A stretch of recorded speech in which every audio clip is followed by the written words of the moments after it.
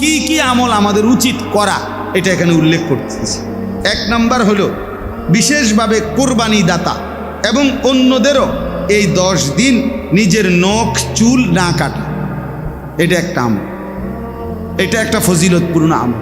অর্থাৎ জিলকদ মাসের শেষেই, জিলহজের চাঁদ উঠবার আগেই নখ এবং চুল কেটে ফেলা, আর এই 10 দিন কোরবানি হওয়ার আগ পর্যন্ত নখ চুল, বিশেষভাবে যাদের কোরবানি করে, মানে যাদের উপরে কোরবানি ওয়াজিব, তাদের জন্য বেশি জরুরি। আর যারা এমনিতেও কোরবানি হয় না, এমনকি বাচ্চা, তারারও এই 10 দিন নখ এবং চুল না কাটা, এটা রাসূলুল্লাহ সাল্লাল্লাহু আলাইহি সাল্লাম এবং সাহাবায়ে কেরামের আমল ছিল, না কাটা। অতএব এটা একটা আমল যে এই 10 দিন নখ চুল কাটবে না। কথা বুঝছেন কেন? হ্যাঁ, এটা একটা আছে। হযরত আব্দুল্লাহ ইবনে ওমর রাদিয়াল্লাহু তাআলা আনহুমা, বিখ্যাত সাহাবী, উনি দেখছিলেন এক মহিলা তার বাচ্চার চুল কাটতেছে এই 10 দিনের ভিতরে। তো উনি পরিষ্কার বলছে, হে মা, যদি তুমি এটাকে কোরবানির দিন পর্যন্ত বিলম্বিত করতে, কত না ভালো হতো, কত না ভালো হতো। অর্থাৎ সাহাবায়ে কেরাম বাচ্চাদের বিষয়েও এই খেয়াল রাখছেন। বাচ্চাদেরকেও দিন শেখানো উচিত। সাহাবায়ে কেরাম, হাদিসে আছে, সাহাবায়ে কেরাম মহিলা সাহাবীরা নিজেদের বাচ্চাদেরকেও অনুপযুক্ত বয়সেও রোজা রাখাইবার চেষ্টা করতেন।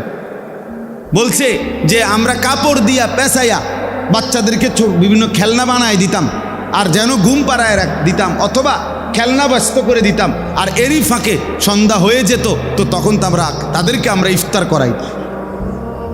মুসলমানের এক জামানা ছিল, মুসলমানের নারীর মূল ফিকির ছিল সন্তানের আখলাক, সন্তানের ঈমান, সন্তানের আমল।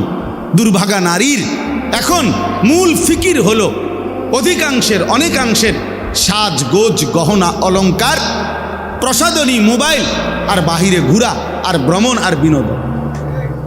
যার কারণে অল্প বয়স্ক ছেলেও আজকে নিয়ন্ত্রণ হারা।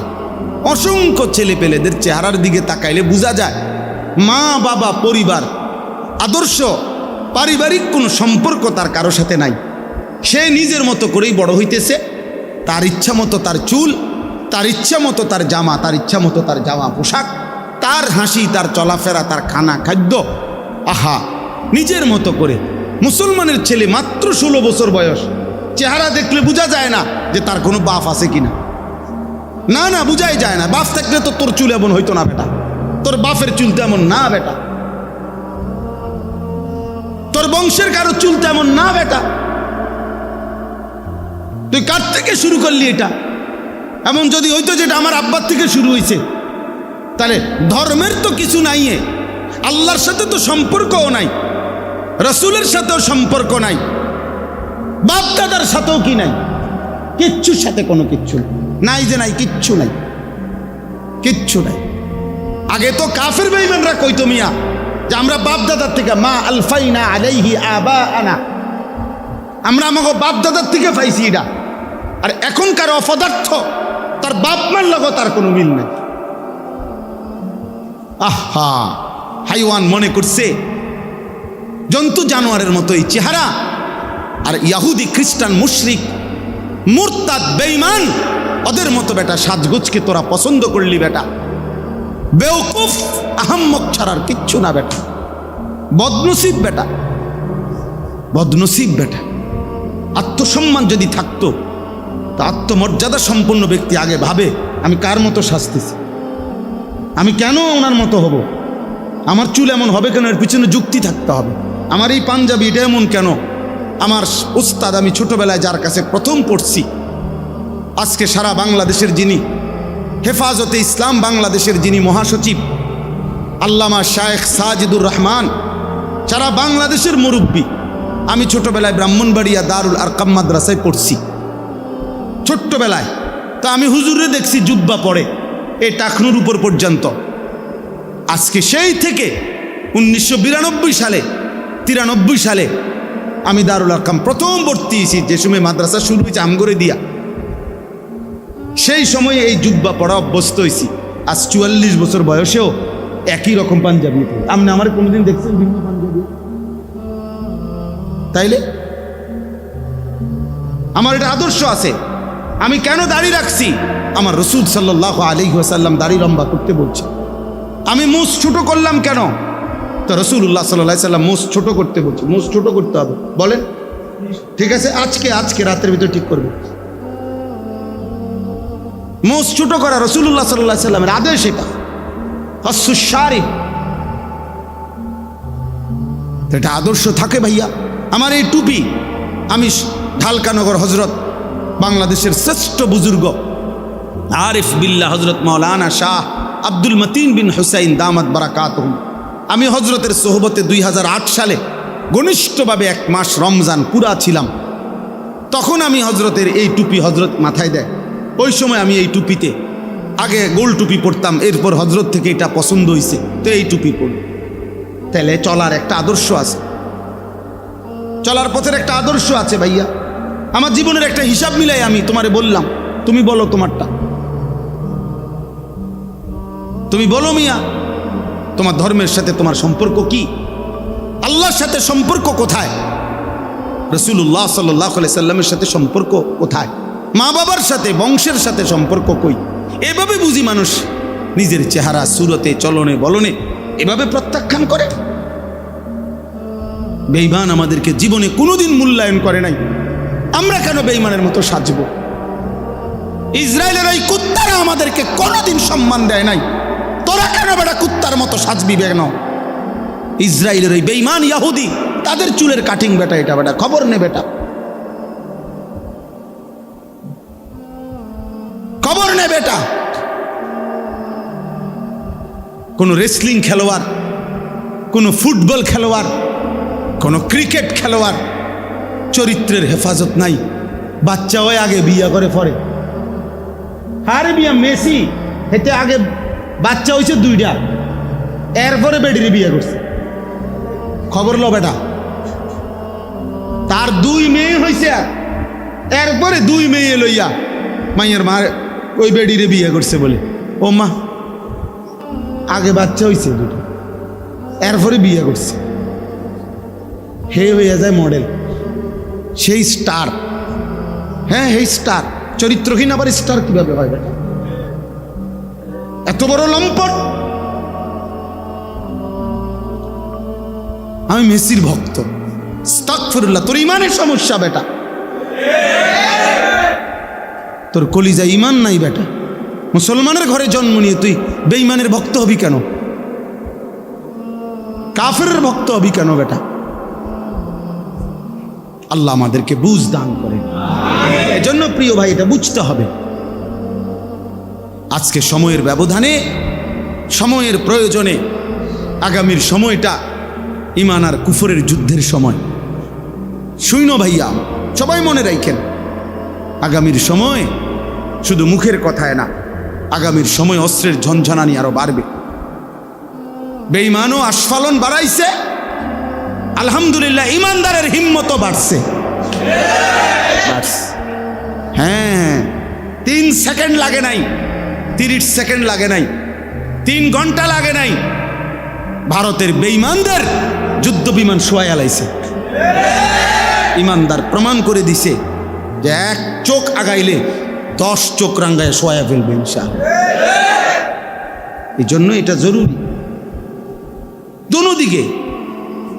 মুসলমানদের, আলেম ওলামাদের ইসলাম ধর্মের দিকে, ওলামায়ে কেরামের দিকে মানুষের আগ্রহ বাড়ছে।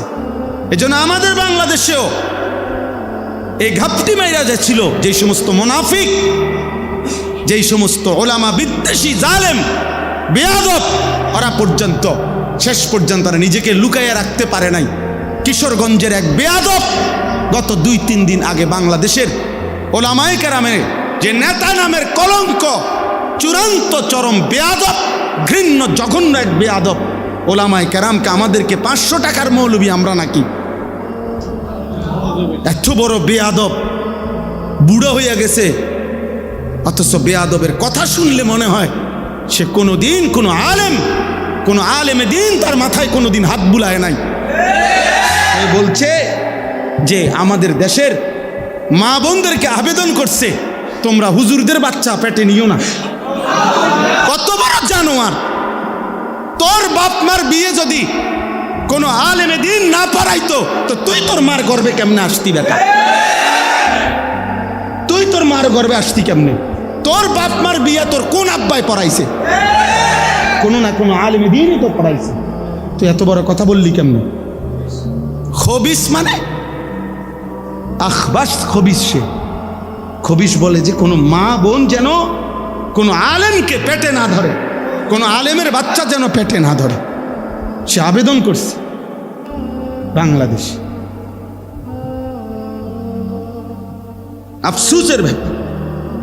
সে প্রমাণ করুক, ওই প্রমাণ করুক যে তার মা বাবার বিয়া কে পড়াইলো। তোর মা বাবার বিয়া কে পড়াইলো? রাস্তার কেউ পড়াইছে বেটা? কোনো না কোনো মসজিদের ইমাম সাহেব, কোনো না কোনো আলেমে দিনই তো পড়াইছে। তো ওই আলেমে দিন বিবাহ পড়ানোর কারণেই তো তোর মা বাবার বিবাহ সম্বন্ধ সম্পর্ক বৈধ হইছে। তার বরকতে না তুই হইলি। হে অনমোলা চেনে না, হে মাওলানা চেনে না। এই জন্য ভাইয়া এটা জরুরি বিষয়। আগামীর সময়ে ইনশাআল্লাহ ঈমান আর কুফরেরই মোকাবেলা হবে এবং শেষ পর্যন্ত মোমেন জিতবে ইনশাআল্লাহ। ইসলাম জিতবে, দিন জিতবে ইনশাআল্লাহ। এই জন্য এই কিশোর নওজোয়ান বাবা সবাই মিলে আল্লাহর দিকে ফেরো, আল্লাহর দিকে। নিজেরে বরবাদ করো না, চরিত্রহীনদের খপ্পরে পড়ো না ভাইয়া। বেঈমানের মতো নিজেরে সাজাইও না। হাসরের ময়দানে এই অবস্থায় মৃত্যু হইলে হাসরের ময়দানে কেমনে দাঁড়াইবা? পাঞ্জাবি পরা, হ্যাঁ? তুমি মরে গেছো এমনি আর উঠবা পাঞ্জাবি পরা? হ্যাঁ, তুমি মরে গেছো দাড়ি ছাড়া, উঠবা একবারে দাড়িওয়ালা? হ্যাঁ, দি কথা। তা তাইলে আপনি বুঝেন না? সারা রাত উলঙ্গ ছবি দেখে শরীর না পাক করে যদি তুই বেটা আর রাত্রে যদি ভোর না হয়, কোনো অদৃশ্য বোমার আঘাতে যদি তুই উড়ে যাস, তা হাসরের ময়দানে কেমনে দাঁড়াইবা? তাহাজ্জুদের সেজদায়। আল্লাহ বুঝার তৌফিক দান করে। এটা আমাদের জন্য জরুরি। এই জন্য আমরা ইনশাআল্লাহ জিলহজ মাসের এই সময়টুকু সহ আমাদের জিন্দিগি আমরা আল্লাহর হুকুমের উপরে আনবো ইনশাআল্লাহ। বাকিটা শুধু পড়ে শুনাই। 2 নাম্বার, রাত্রগুলোতে বেশি বেশি জিকির তসবিহ পাঠ করা। 3 নাম্বার, প্রথম 9 দিন রোজা রাখা টানা। জিলহজের প্রথম দিন থেকে কোরবানির আগের দিন পর্যন্ত 9 দিন রোজা রাখার চেষ্টা করা। প্রত্যেকটা রোজাতে এক বছরের নফল রোজার সওয়াব মিলবে। 4 নাম্বার, আরাফার দিন অর্থাৎ কোরবানির আগের দিন 9 জিলহজ রোজা রাখা। এটা বিশেষ, অর্থাৎ কোরবানির আগের দিন বিশেষভাবে ওই দিন রোজা রাখার সর্বোচ্চ চেষ্টা করা। নবীজি সাল্লাল্লাহু আলাইহি সাল্লাম বলছেন, ওই দিনকার রোজায় আমি আল্লাহর কাছে আশাবাদী, আইয়ুকাফিরাস সানাতাল্লাতী ক্বাবলাহু ওয়াস সানাতাল্লাতী বা'দাহু। আল্লাহ তাআলা পিছনের এবং সামনের, এই সামনে এবং পিছনের 2 বছরের গুনাহ মাফ করে দিবেন। এজন্য তোমরা রাখো রোজা। যুবক ছেলে তোমরা রোজাই রাখো। তোমরা অনেক ছেলে পেলে মনে করো আমরা পোলাইন মানে আমরা কি আমল দিয়ে আমরা কি দিই? তোমরা আমল দিয়ে কি দিও? তোমরা মোবাইল টিপা বই বই কেবল বেড়ি চাইবা আর তামসা করবা। তোমরাই তো আমল করবা মিয়া। শরীরে স্বাস্থ্য সামর্থ্য যার, সেই তো কি করবে? 90 বছরের বয়স্ক মানুষটার উপরে কেমনে আমল চাপায় দাও? আমল তো করবেই তাগড়া নওজোয়ান। আল্লাহ তৌফিক দান করেন। রোজায় খুব উপকার, রোজায় খুব উপকার ভাইয়া। প্রতি সোমবারে রোজা রাখো যুবক, দেখবা ইনশাআল্লাহ চরিত্র সুন্দর হবে। লজ্জাস্থানের চাহিদা কমবে, শাহওয়াত কমবে, নারীর প্রতি সারাক্ষণ আগ্রহ কমে আসবে, চরিত্র হেফাজত হবে। বৃহস্পতিবারে রোজা রাখো। আল্লাহ নবী নববী ঔষধ, এটা প্রেসক্রিপশন। আল্লাহ নবী সাল্লাল্লাহু আলাইহি ওয়াসাল্লাম বলছেন, নিশ্চয়ই রোজার মধ্যে নিজের যৌন শাহওয়াত প্রবৃত্তি, যৌন চাহিদা দমনের কার্যকর প্রতিষেধক। আল্লাহ তৌফিক দান করে। 5 নাম্বার, তাকবীরে তাশরিক পড়া। আল্লাহু আকবার, আল্লাহু আকবার, লা ইলাহা ইল্লাল্লাহু আল্লাহু আকবার, আল্লাহু আকবার, ওয়ালিল্লাহিল হামদ। 9 জিলহজ মানে কোরবানির আগের দিন ফজর থেকে 13 জিলহজ কি পর্যন্ত? আসর পর্যন্ত। ঈদুল আজহার নামাজ পড়া কোরবানির দিন, 7 নাম্বার কোরবানি করা, 8 নাম্বার ঈদের দিন ও আইয়ামে তাশরিক মানে ঈদের পরের 3 দিন, এই 4 দিনে রোজা না রাখা। মানে ঈদের দিন, কোরবানির ঈদের দিন, আর কোন দিন? পরের 3 দিন, এই 4 দিন কি না রাখা? রোজা। আল্লাহ নবী সাল্লাল্লাহু আলাইহি সাল্লাম বলছে আইয়ামুত তাশরিক আইয়ামু আকলিন ওয়া শুরবিন ওয়া যিকরিল্লাহ। নবীজি বলছেন এই আইয়ামে তাশরিক মূলত ওই 3 দিনকে বলে, 11, 12, 13, এই 3 দিন হলো খাদ্য পানীয় এবং আল্লাহর জিকির, আল্লাহর বন্দিগির সময়, অর্থাৎ রোজার সময়। তাহলে আল্লাহ তাআলা বান্দাকে যেমন রোজা রাখতেও বলছেন, রোজা না রাখতেও বলছেন। তাহলে আল্লাহ তাআলার হুকুমের কুদরতের এটা একটা বৈশিষ্ট্য, আল্লাহর আদেশের, যে কখনো করতেও বলছেন, কখনো ছাড়তেও বলছেন। কাজেই এতটুকুই কথা। আজকের এই ইসলাহি মজলিসে আমরা 2টা কথা বললাম। 1 নম্বর কথা হলো, প্রিয় ভাই কিশোর নওজোয়ান, দমক দিলেও মনে রাখো, দমক মাকসাদ না, তোমারে মনে করানো মাকসাদ। তুমি কোনোভাবে তোমরা এই যে কয়জন ছেলে তোমরা এই চুল স্বাভাবিক করো, ভালো হবে। আমি বললাম চুলের ফ্যাশন, পুরুষের সৌন্দর্য, এটা পৃথিবীর কোথাও নাই।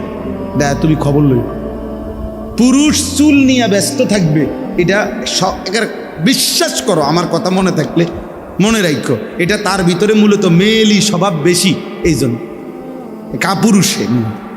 কারণ চুল নিয়ে বেশি ব্যস্ত থাকা, এটা বেড়িটা খাচ্ছ, বোঝেন নাই কথাটা? এটা মূলত কি স্বভাব? মেয়েলি স্বভাব। কারণ মহিলার সৌন্দর্য হলো চুলে, নারীর চুলের আলাদা কি আছে? শোভা। নারীর চুলের একটা সৌন্দর্যের ব্যাপার। এই জন্য নারীর চুলের যত তেল বাজারে, বেড়ইতে চুলের তেল, এতটি তেল নাই তো। এটা নিয়ে কোনো মাথা ব্যথার বিষয় না। পুরুষ চুল নিয়ে ব্যস্ত থাকবে, এটা যেন এক ধরনের হাফ লেডিস। হ্যাঁ, চুলের ফ্যাশন নিয়ে ব্যস্ত থাকবা কেন? তুমি তো এটা নিয়ে ব্যস্ত থাকার কথা না। তুমি পৃথিবী গড়বা, তুমি দেশ গড়বা, তুমি জাতি গড়বা, তুমি ইসলামের জন্য জান কোরবানি করবা ইনশাআল্লাহ। আল্লাহ তাআলা বলেন যে ওয়ারাব্বুকা ইয়াখলুকু মা ইয়াশাউ ওয়া ইয়াখতারু। আল্লাহ তাআলাই যা ইচ্ছে করেন সৃষ্টি করেন এবং তিনিই বাছাই করেন, আলাদাভাবে নির্বাচিত করেন, বিশেষভাবে মর্যাদাবান করেন, বৈশিষ্ট্যমণ্ডিত করেন। কোনো ব্যক্তি, কোনো স্থান, কোনো সময়, কোনো জায়গা, কোনো মুহূর্ত, এই সব কিছু আল্লাহ তাআলাই বিশেষ আল্লাহর ইচ্ছে মতো সম্মানিত করেন, মহিমান্বিত করেন। শুক্রবার মর্যাদাবান, তো এটা আল্লাহ তাআলা করছেন। শবে বরাত মর্যাদাপূর্ণ রাত, তো এটা আল্লাহ তাআলাই করেছেন। শবে কদর মর্যাদাপূর্ণ রাত, তো এটা আল্লাহ তাআলাই করছেন। রমজান মাস মর্যাদাপূর্ণ মাস, তো এটা আল্লাহ তাআলা করছেন। কাবা ঘর মর্যাদাপূর্ণ স্থান, তো এটা আল্লাহ তাআলাই নির্ধারণ করছেন। মসজিদে হারাম মর্যাদাপূর্ণ মসজিদ, তো আল্লাহ তাআলাই নির্ধারণ করছেন। তাইলে আল্লাহ তাআলাই স্থান, ব্যক্তি, সময় ইত্যাদিকে আল্লাহ তাআলা তার ইচ্ছে মতো বাছাই করেন, বিশেষ কোনো সম্মান, মর্যাদা, ইজ্জত দান করেন। সমস্ত আম্বিয়া আলাইহিমুসসালাম, নবীগণ আল্লাহ তাআলাই নির্ধারণ করছেন। আল্লাহু ইয়াসতাফি মিনাল মালাইকাতি রুসুলাম ওয়া মিনান নাস। আল্লাহ তাআলা বলেন যে আল্লাহ তাআলাই মানুষের মধ্য থেকে এবং জিনদের, ফেরেশতাদের মধ্য থেকে রসুল নির্বাচিত করেন। অর্থাৎ কে কে রসুল হবে, নবী হবে, এটা বাস্তবিক অর্থে আল্লাহ তাআলাই নির্ধারণ করছেন। কোরআনুল কারীমের মধ্যে আছে সুম্মা আওরাসনাল কিতাবাল্লাযীনা আসতাফাইনা মিন ইবাদিনা। আমার রসুলের পরে যুগে যুগে কারা কোরআনুল কারীমের উত্তরাধিকার হবে, সেই হাফেজ, আলেম, যাদের সিনার মধ্যে আল্লাহর কোরআন থাকবে, আল্লাহ বলেন এদেরকে আমি আল্লাহই যুগে যুগে বাছাই করে থাকি। ইসতাফাইনা, আল্লাহ বলে আমি বাছাই করেছি। ইয়াসতাফি, আল্লাহ বাছাই করেন। কোরআনুল কারীমের মধ্যে আছে আল্লাহু আ'লামু হাইসু ইয়াজআলু রিসালাতাহু। আল্লাহ তাআলাই সর্বাধিক ভালো জানেন তিনি তার রিসালত মানে কাকে রসুল বানাবেন। তাইলে স্থান, ব্যক্তি, সময়, মাস, বছর, সপ্তাহ, এসব কিছু যেখানে যেটা দামি, তো এটা আল্লাহ তাআলার ফয়সালা। তো আল্লাহ তাআলা এই পৃথিবীবাসীর জন্য পৃথিবী সৃষ্টির শুরু থেকেই, আসমান জমিন সৃষ্টির সূচনা থেকেই 12টি মাস আল্লাহ তাআলা নির্ধারণ করছে। এই যে আমরা যে 12 মাস বলি, 12 মাসে বছর গুনি, এটা আল্লাহ তাআলা নির্ধারণ করে। এই জন্য বাংলাতে হিসাব করলেও 12 মাস, ইংরেজিতে হিসাব করলেও 12 মাস, আরবিতেও বাংলা, আর অন্যান্য কোনো ক্যালেন্ডার থাকলেও সেগুলোও 12 মাস। তাহলে 12 মাসে যে গুনতে হবে, 12 মাস এর ভিত্তিতে এই ধারণা, এই সিদ্ধান্ত, এই 12 এই শব্দটি নির্ধারণ আল্লাহ করেছে। এই কথাটাই আল্লাহ তাআলা এখানে বলছেন, ইন্না ইদ্দাতাশ শুহুরি ইনদাল্লাহি 12 শাহরা। মাসসমূহের গণনা নিশ্চয় আল্লাহ তাআলার নিকটে 12টি। 12 মানে 12 মাস। এটা আল্লাহ তাআলা ফয়সালা করেছে। কখন থেকে? ফি কিতাবিল্লাহ, আল্লাহ তাআলা তার তাকদীরের মধ্যে এভাবেই লিখছেন যে মাস হবে 12টি। আর এটা এই পৃথিবীতে চালু করছেন কখন থেকে? ইয়াউমা খালাকাস সামাওয়াতি ওয়াল আরদ, আসমান জমিন সৃষ্টির সূচনা থেকে। যেদিন থেকে পৃথিবী আসমান জমিন শুরু, সময় শুরু, তো সেই থেকেই 12 মাস শুরু। ধীরে ধীরে 12 মাস নির্ধারণ হয়েছে। এমন কিছু এই হাতে ধরে মোবাইলের একটা সবচেয়ে বড় অভিশাপ হলো, ওই দুর্ভাগা বদনসিব আর নিজে কিছু শোনে না। এই বদনসিব কিছু বোঝেও না। আপনার এই দুর্ভাগা এটা নিয়েই এত বেশি মনোযোগী থাকে যে তার নিজের জন্য সে কিছুই নিতে পারে না। সব সময় এটা অভিজ্ঞতা। এটার প্রতি তার মোবাইল হাতে ধরে রাখলে, হাতে ধরে রেকর্ড করলে, হাতে ধরে ভিডিও করলে, ওয়াজ বয়ান, তে এই দুর্ভাগা আর কিচ্ছু বোঝে না। এই শুধু মানে সর্বোচ্চ যত্ন নিয়া মোবাইলটার মধ্যে উঠে, এইটাই যা, এটা একটা সুকারি, আমার মোবাইলে ওয়াজ আছে, বুঝছেন না? আমাদের দেশে আগে বলতো, অনেক গ্রাম্য মানুষ কয় না যে বেটা 2-4 জন হুজুর আমরা পকেটেই থাকে, এরকম বহুত হুজুর আমরা কি পকেটে থাকে, এরকম আর এইটাও এরকম এক ধরনের বাজে নেশা ছাড়া আর কিচ্ছু। এইটা এক ধরনের মানসিকতা যে যখন তখন যেখানে সেখানে যত্রতত্র যা পায় তার ছবি উঠানো, এক ধরনের বিকৃত মানসিকতা ছাড়া, অসুস্থ মানসিকতা ছাড়া আর কিচ্ছু। এর কোনো বৈজ্ঞানিক ভিত্তিও নাই, এর কোনো দার্শনিক কোনো যুক্তিও নেই। কোরআন সুন্নাত তো কোনো ন্যূনতম কিচ্ছু নাই, বাকি পৃথিবীর জাগতিক কোনো ব্যাখ্যাও নাই, কোনো কারণ। এই এমনি নিজের চুল, নিজের শরীর, নিজের দেহ, বাহিরের মানুষের যখন যেটা ভালো মন্দ, হাসি কান্না, পাগল সুস্থ অসুস্থ, গরু ছাগল যেটা পায়, কিছু বিকৃত মানুষের মানসিকতা হলো সারাক্ষণ শুধু ছবি উঠে, ছবি উঠে। এটা এক ধরনের একদম অসুস্থ মানুষ। একজন মুমিন, কমপক্ষে একজন ফিকিরমান মানুষ, সে এত ফালতু কাজে সময় নষ্ট করে না। একেবারে দুনিয়াবি ফিকিরও যাবে, অর্থাৎ যাদের এতটুকু চিন্তা আছে যে আমার দুনিয়া আরো সাজানো দরকার, আরো টাকা, আরো সম্পদ, আরো প্রাচুর্য, আরো বাড়ি, আরো বড় ব্যাংক, আরো ব্যালেন্স, আরো মিল, আরো ফ্যাক্টরি করা দরকার, মানে দুনিয়াবি সমৃদ্ধিও যারা চায় তারাও এত বেশি ব্যবহার করে না এই মোবাইল।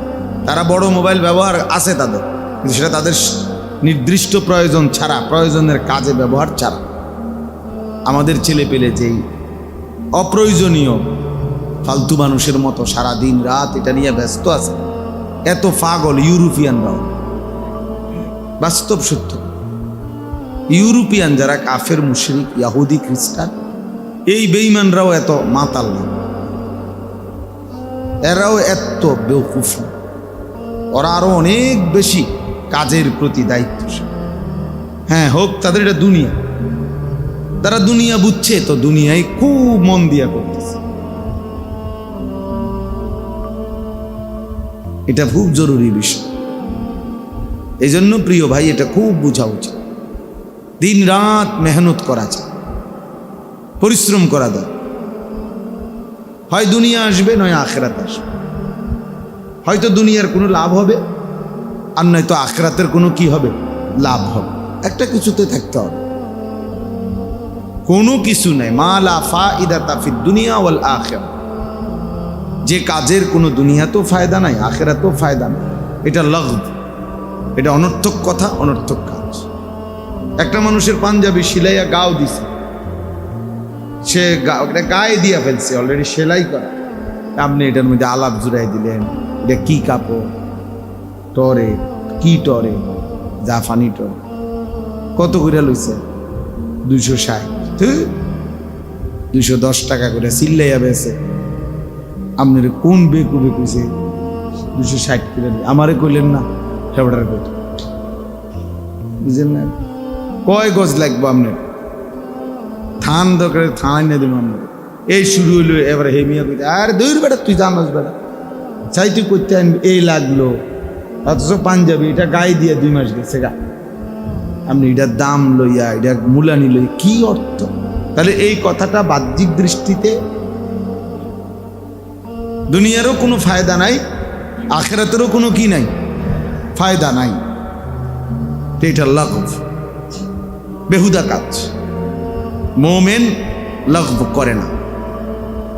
কাজের প্রতি নিষ্ঠা, কর্তব্যের প্রতি নিষ্ঠাবান। আমি নিজে পড়ছি, মুফতি শফি রহমতুল্লাহ আলাই বলছেন যে কাজের প্রতি একনিষ্ঠতা, কর্মের প্রতি গভীর মনোযোগ, এটা যদি আল্লাহ তাআলা কোনো কাফেরের মধ্যে দেখে, বেঈমানের মধ্যে যদি এটা পাওয়া যায়, তো ওই তাকেও আল্লাহ তাআলা তার ওই কাজের মধ্যে উন্নতি, ওই নিষ্ঠার। মুফতি শফি রহমতুল্লাহ আলাই বলছেন নিষ্ঠা, একনিষ্ঠতা এত গুরুত্বপূর্ণ। এই জন্য গোটা পাশ্চাত্য ইউরোপ তাদের দুনিয়াবি এত উন্নতির পিছনে তাদের রাত দিনের গভীর মনোযোগ দুনিয়া সাজানোর মধ্যে। ফলে তারা এই লাইনে অনেক কিছু, এই যে আজকে ইসরায়েল যারা প্রতিনিয়ত মুসলমান ফিলিস্তিনিদেরকে মারছে, এদের জনসংখ্যা একদম অল্প, 1 কোটি না। ইসরায়েলের জনগোষ্ঠী 1 কোটি নয়, 1 কোটির চাইতে কম। আর আমাদের সারা বাংলাদেশে আমরা হলাম 18 থেকে 20 কোটি। নিখুঁত হিসাব করলে আরো হবে বেশি, সরকারি হিসাবে না এগুলা বলে। যাই হোক, ধরে নিলাম 18-20 কোটি, কিন্তু ওরা 1 কোটি নয়। কিন্তু ইসরায়েলের যে মূল শহর তেল আবিব, এই ইহুদিদের রাজধানী, ওইটা একবারে যেই কোনো কেউ জানে, এটা একটা ঐতিহাসিক তথ্য যে এই তেল আবিব এটা এমন এক শহর বলা হয় এটাকে, যেই শহরে কখনো রাত হয় না। এটা যে কোনো খবরে আপনার দেখলো, আপনি এটা সার্চ করলেও পাইবেন। এটার বৈশিষ্ট্য কি? ইসরায়েলের এই প্রধান নগরী তেল আবিবের বৈশিষ্ট্য হলো এটা এমন এক শহর যেই শহরে কখনো রাত হয় না। মানে কি? মানে এনে সূর্য ডুবে না, তো তাহলে রাত হয় না মানে কি? অর্থ হইল এটা এমন একটি শহর যেই শহরে কখনোই এমন কোনো টাইম নাই যে টাইমে পুরা শহরের সমস্ত কর্মস্থল, অফিস আদালত, কাজ কর্ম সব একসাথে এই মুহূর্তে বন্ধ। যে যেমন রাত 10টার পরে বা 12টার পরে সকাল 4টা পর্যন্ত কমপক্ষে মনে করেন এটুকু টাইম ঢাকা শহর বা একটা শহর যে অধিকাংশ 98% 99% কর্মক্ষেত্র বন্ধ, ঠিক না? কমপক্ষে 6 ঘন্টা, কমপক্ষে 8 ঘন্টা, মানে এই সময় কোনো কি নাই, অফিস আদালত ব্যাংক ব্যালেন্স মিল ফ্যাক্টরি চালু নাই। হ্যাঁ, বিচ্ছিন্ন কিছু থাকতে পারে, তাহলে এই হিসাবে মানে এটা বোঝা যায় এখন রাত, এই কারণে এটা বন্ধ। কিন্তু তাদের ওই শহরে 24 ঘন্টা বাই রোটেশন এভাবে কাজ হয়, অফিস আদালতের নিয়ম নিজাম কাজকর্মের, যে রাত 2টা দিনের 2টা বরাবর বরাবর একদম সেম। ওই রাত 2টা তো দিনের 2টায়, রাত 12টাতেও দিনের 12টার মতো সমান তালে কাজ চলে বাই রোটেশন। এই পরিমাণ মেহনত করে, এই পরিমাণ পরিশ্রম তারা করে, এই কারণে বলে যে তাদের ওই শহরে কখনো রাত হয় না, সারাক্ষণই কি করে, কাজ করে। ফলে এই 1 কোটির চাইতে কম মানুষ আজকে সারা পৃথিবীর, এই সারা পৃথিবীতে যদি 800 কোটি মানুষ হয়, কথার কথা আরো কম হোক বেশ হোক, ধরে নিলাম 800 কোটি মানুষ যদি হয়, আর এরা যদি 1 কোটি হয়, তাহলে বাকি মানুষ কত? 799 কোটি। এই 799 কোটি মানুষকে যারা যন্ত্রণা দিতেছে, কষ্ট দিতেছে, 799 কোটি মানুষের বিরুদ্ধে ষড়যন্ত্র করে 24 ঘন্টা যারা, তারা এই 1 কোটি মানুষ। তাদের যন্ত্রণা থেকে, তাদের ষড়যন্ত্র থেকে, তাদের ফাঁদ থেকে মুসলমানও নিরাপদ না, খ্রিস্টানও নিরাপদ না, অন্য কোনো জাত ধর্মও কি না নিরাপদ।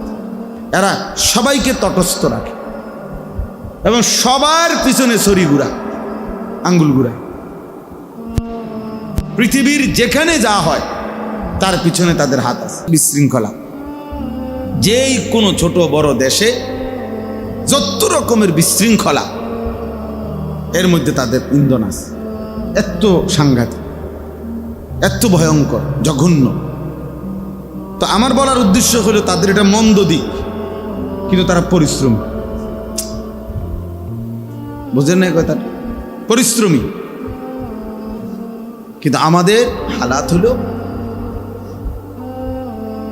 আমাদের অবস্থা হইল, আমাদের সংখ্যাগরিষ্ঠ এবং মূল সন্তান যারা, অর্থাৎ কিশোর যুবক, যেটা হইল মূল কর্মের টাইম, পরিশ্রমের টাইম, গড়ার টাইম, গায়ে গতরে খাটনের টাইম, এরা হইল সংখ্যাগরিষ্ঠ অকর্মণ্য অপদার্থ।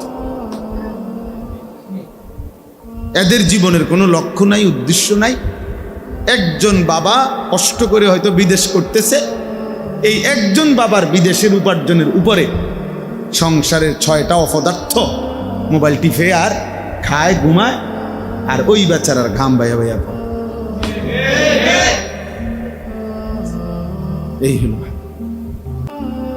যার ফলে আফসুস ছাড়া, নাহলে আমাদের যথেষ্ট পরিমাণ জনশক্তি আছে, আমাদের কিশোর আছে, আমাদের যুবক আছে, মেধা আছে, বুদ্ধি আছে, শরীরের সক্ষমতা আছে, সব আছে, কিন্তু আমরা পিছিয়ে পড়ি কেন?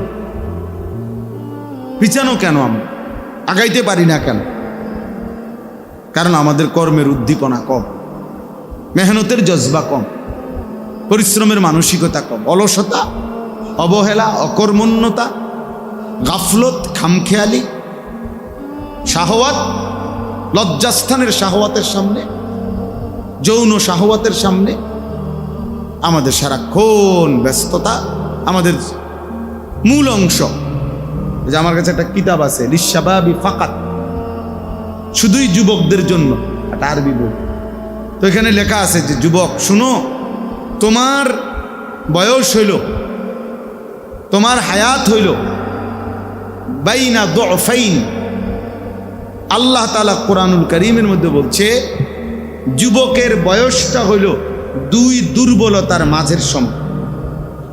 অর্থাৎ যুবক তুমি, তোমার বয়সটার 2 পাশেই দুর্বলতা। এক পাশ হলো শিশুকাল, সেটাও দুর্বলতার সময়, আরেক পাশে হলো বৃদ্ধকাল, ওইটাও দুর্বলতার সময়। মাঝখানে সক্ষমতার সময়টাই হলো তোমারটা। কাজে কাজ করা, মেহনত করা, পরিশ্রম করা, এই সময়টাই হলো তোমার, এই দায়িত্বটাই তোমার। গড়া, সাজানো পৃথিবীকে, দিনকে, ধর্মকে, এটা তোমারই দায়িত্ব। কোরআনুল কারীমের মধ্যে আছে আল্লাহুল্লাযী খালাকাকুম মিন দুফিন, সূরা রোমের মধ্যে আছে আল্লাহ তোমাদেরকে সৃষ্টি করেছেন দুর্বলতা, মানে দুর্বল অবস্থায়। দুফ এই প্রথম, মানে শিশুকাল। সুম্মা জাআলা মিন বা'দি দুফিন কুওয়াতান, অতঃপর আল্লাহ তাআলা তোমাদের সেই দুর্বলতার উপরে দিয়েছেন কুওয়াতান, শক্তি। ভাই আমার একটা অনুরোধ হলো, ছাত্র নিলে একবারে নেন, একটু পর একজন একজন করে উঠাইয়েন না। আপনার ছাত্র ওস্তাদের সদবদর তো ভালো লাগতেছে না।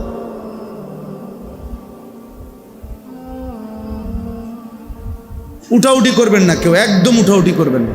এটা কোনো 3 ঘন্টার জন্য বসছি না, বসছি অল্প একটু টাইম। আমি আপনাকে চাইতে বেশি ঘড়ির দিকে তাকাইতেছি। আলহামদুলিল্লাহ, আমি তো ভাবছি হবেই না, যেই বৃষ্টি নামছে। এরপরও ওরে বললাম যে জি গাও মৌলানা আব্দুল কাইয়ুম সাহেবরে, আইতাম না, যাই বাজিয়ে ঘুমাইতাম। এরপরে হে বলছে না হুজুর যাইতেন কইছে। আমি যাক যাই তাইলে আল্লাহ তাআলা বলতেছেন সুম্মা জাআলা মিন বা'দি দুফিন কুওয়াতান, অতঃপর আল্লাহই তোমাদের সেই দুর্বলতার উপরে দিলেন কুওয়াতান, মানে কি শক্তি, তার মানে যৌবন। সুম্মা জাআলা মিন বা'দি কুওয়াতিন দুফান ওয়া শাইবা, এই যে পুনরায় আবার সেই শক্তিতে ফিরিয়ে দিলেন দুর্বলতা এবং বৃদ্ধ অবস্থা। তাহলে আশ-শাবাবু বাইনা দুফাইন, যুবক হলো 2 দুর্বলতার, বাম এদিকেও তার দুর্বলতা, এদিকেও তার কি দুর্বলতা। যৌবন কালটাই কাল। এবার তুমি যদি পিছন দিকে ফিরো তাইলেও দুর্বলতা, যদি সামনে আগাও তাইলেও কি আসতেছে। তাহলে কাজ করার এখনই সময়, মেহনত করার এখনই সময়। দেশ গড়া, জাতি গড়া, সমাজ গড়া এখনই সময়, এখনই সময়। নিজের আখিরাত গড়া এখনই সময়। আল্লাহ নবী সাল্লাল্লাহু আলাইহি ওয়াসাল্লাম বলছেন শাবুন নাশাআ ফি ইবাদাতিল্লাহ, যে যুবক তার যৌবনকাল আল্লাহর ইবাদতে কাটাইছে, বেড়ে উঠছে, ইবাদতের মাধ্যমে যে তার যৌবনটা বেড়ে উঠছে, আল্লাহ তাআলা তাকে আল্লাহর আরশের নিচে ছায়া দান করবে। আরশের নিচে ছায়া দান করবে। এজন্য প্রিয় ছেলেরা বুঝতে শিখো, একজনই বুঝো, একজনই ভালো হও, একজনই ভাবো, একজনই নিজের জন্য, দেশের জন্য, ইসলামের জন্য, দ্বীনের জন্য কিছু করো। যে হোক আমি একজন। আমাদের প্রিয় ভাই বর্তমান সময়ে উদীয়মান, আলহামদুলিল্লাহ অনেক সুন্দর বয়ান করে, আমগো পছন্দের আমার শায়েখ আরিফ বিল্লাহ হাকিমুন নফস আল্লামা মুফতি মুশতাকুন নবী কাসিমি, আমার শায়েখেরও পছন্দের হযরত মাওলানা মুফতি ইউসুফ বিন ইকবাল। এই মাওলানা আমার এই বই দিছে, এই বই 2-3 দিন আগে আরো একটা বই দিছে, আরো সুন্দর, শাবাবুন লা ইয়ানসাহুমুত তারিখ, আরবি বই।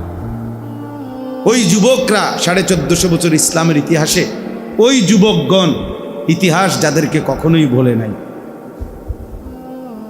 কি বই, শাবাবুন লা ইয়ানসাহুমুত তারিখ।